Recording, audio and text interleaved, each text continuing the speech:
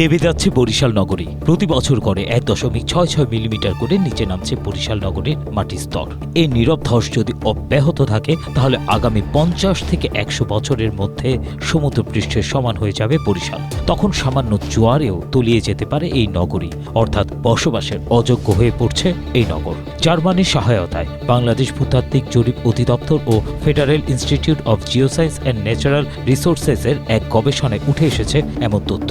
Satellite ইমেজেও মাটির স্তর নেমে যাওয়ায় ভবন হেলে পড়ার প্রমাণ মেলে। ভূতাত্ত্বিক জরিপ অধিদপ্তরের একাধিক কর্মকর্তা জানান, বিষয়টি প্রথম ধরা পড়ে স্যাটেলাইট ইমেজে। বৌদ্ধপাড়া ও বিএম কলেজ এলাকার কয়েকটি ভবন হেলে পড়ার চিত্র দেখা যায়। সরেজমিনে গিয়ে প্রমাণ মেলে নবনির্মিত একটি বহুতল ভবন কয়েক মিলিমিটার সামনের দিকে হেলে গেছে। পরে গবেষণায় নিশ্চিত হওয়া যায় ভূগর্ভস্থ মাটির স্তর নিচে নেমে যাওয়ায় এমন পরিস্থিতি তৈরি হয়েছে। বটতলা ও করিমকুটির এলাকাতেও ভবন হেলে পড়ার প্রমাণ পাওয়া গিয়েছে।